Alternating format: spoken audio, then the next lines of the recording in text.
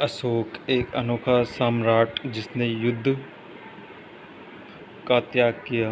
रोशन के रुपए जन्मदिन पर रोशन को दादाजी से कड़क नोट मिले। उसने उन्हें अपने हाथ में दबा रखा था। उसे एक सीढ़ी खरीदने का बहुत मन था, लेकिन साथ ही वह बिल्कुल नए कड़क नोटों को देखना और छू कर महसूस करना चाहती थी। तभी उसने पाया कि सभी नोटों में दाहिने तरफ गांधी जी का मुस्कुराता चेहरा बना हुआ था और बाईं तरफ छोटे छोटे शेर चित्रित थे। उसने सोचा, आखिर यहाँ शेर क्यों बनाए गए हैं? एक बहुत बड़ा राज्य हम जिन शेरों के चित्र रुपए पैसों पर देखते हैं, उनका एक लंबा इतिहास है। उन्हें पत्थरों को काट कर बनाया गया और फिर उन्हें सारनाथ में एक विशाल स्तंभ पर स्थापित किया गया है। इतिहास के महानतम राजाओं में से एक अशोक के निर्देश पर इसके जैसे कई स्तंभ पत्थरों पर अभिलेख उत्कीर्ण किए हैं। इसके पहले कि हम यह जानें कि इन अभिलेखों में क्या लिखा है, यह समझने की कोशिश करें कि उनके राज्य को साम्राज्य क्यों कहा जाता है। अशोक जिस साम्राज्य पर शासन करते थे, उसकी स्थापना उनके दादा चंद्रगुप्त मौर्य ने लगभग 2300 साल पहले की थी। चाणक्य या कौटिल्य नाम के एक बुद्धिमान व्यक्ति ने चंद्रगुप्त की सहायता की थी।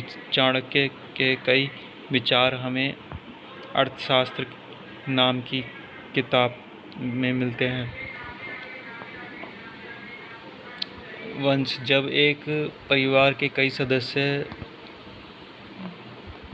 के बाद एक राज्य बनते हैं तो उसे एक वंश का ही कहा जाता है। मौर्य वंश के 3 महत्वपूर्ण राजा थे, चंद्रगुप्त, उनके बेटा बिंदुसार और बिंदुसार का पुत्र अशोक। साम्राज्य में बहुत से नगर थे। इनमें साम्राज्य की राजधानी पाटलिपुत्र, उज्जैन और तक्षशिला जैसे नगर प्रमुख थे। तक्षशिला उत्तर, पश्चिम और मध्य एशिया के लिए आने जाने का मार्ग था। दूसरी तरफ उज्जैन उत्तरी भारत में दक्षिणी भारत जाने वाले रास्ते में पड़ता था। शायद नगरों में व्यापारी, सरकारी अधिकारी और शिल्पकार रहा करते थे। साम्राज्य के बड़े बड़े क्षेत्रों में किसानों और पशुपालकों के गांव बड़े बसे हुए थे। मध्य भारत जैसे इलाकों में ज़्यादातर हिस्सा जंगलों में भरा हुआ था। वहाँ पर लोग फल फूल का संग्रहण और जानवरों का शिकार करके जीविका चलाते थे। साम्राज्य के अलग अलग इलाकों लोग भिन्न भिन्न भाषाएं बोलते थे। वे लोग शायद अलग अलग प्रकार का भोजन करते थे और यहाँ पर अलग अलग किस्म की पोशाक भी पहनते थे। साम्राज्य कैसे भिन्न बना? चूँकि साम्राज्यों में बड़े होते थे और उनकी रक्षा के लिए बड़ी सेनाएं की भी ज़रूरत होती थी, इसलिए सम्राटों को राजाओं की तुलना में ज़्यादा संसाधनों की ज़रूरत होती थी। इसी कारण उन्हें बड़ी संख्या में कर इकट्ठा करने वाले अधिकारों की ज़रूरत होती थी। साम्राज्य का प्रशासन, चूँकि मौर्य साम्राज्य बहुत बड़ा था, इसलिए अलग अलग हिस्सों पर अलग अलग ढंग से शासन किया जा सकता था। पाटलिपुत्र और इसके आसपास के इलाकों पर सम्राट का सीधा नियंत्रण था। इसका मतलब यह हुआ कि इस इलाके के गांवों और शहरों के किसानों, पशुपालकों, शिल्पकारों और व्यापारियों से कर इकट्ठा करने के राजा अधिकारियों की नियुक्ति करता था, जो राजा के आदेशों का उल्लंघन करते थे। अधिकारी उनको सजा भी देते थे। इनमें से कई अधिकारियों को वेतन भी दिया जाता था। संदेहवाहक एक जगह से दूसरी जगह घूमते रहते थे और राजा के जासूस अधिकारियों के कार्यकलाप पर नज़र रखते थे। इन सबके ऊपर सम्राट था, जो राजा परिवार और वरिष्ठ मंत्रियों की सहायता से सब पर नियंत्रण रखता था।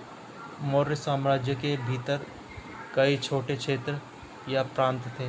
इन पर तक्षशिला या उज्जैन जैसी प्रांतीय राजधानियों से शासन किया जाता था। कुछ हद तक पाटलिपुत्र से इन क्षेत्रों पर नियंत्रण रखा जाता था और अक्सर राजकुमारों को वहाँ पर राज्यपाल बनाकर भेजा जाता था। लेकिन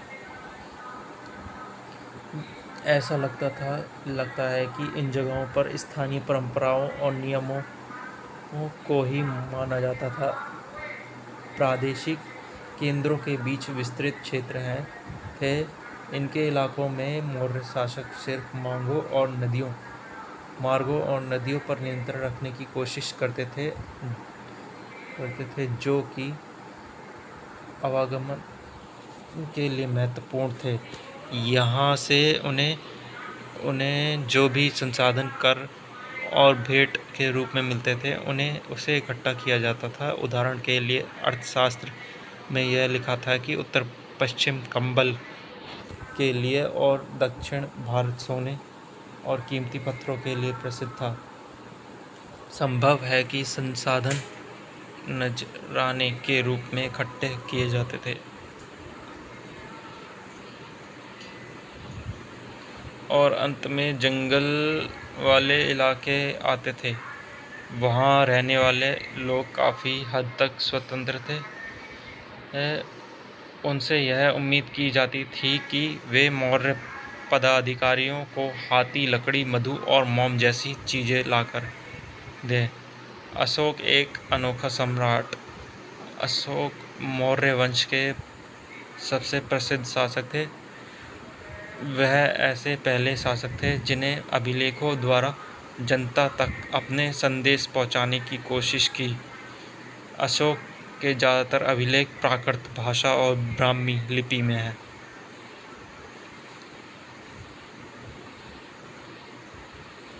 अशोक का कलिंग युद्ध। कलिंग तटवर्ती उड़ीसा का प्राचीन नाम है।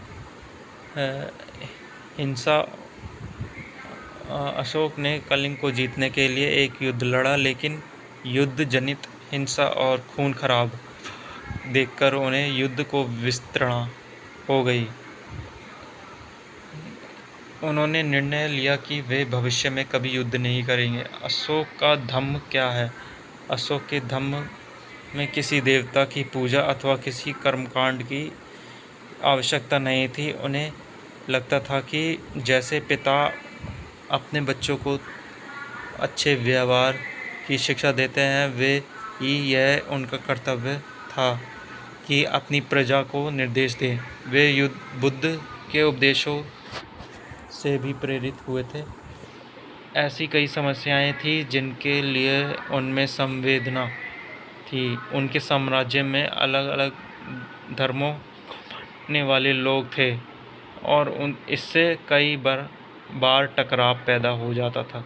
जानवरों की बलि चढ़ाई जाती थी। दासों और नौकरों के साथ क्रूर व्यवहार किया जाता था।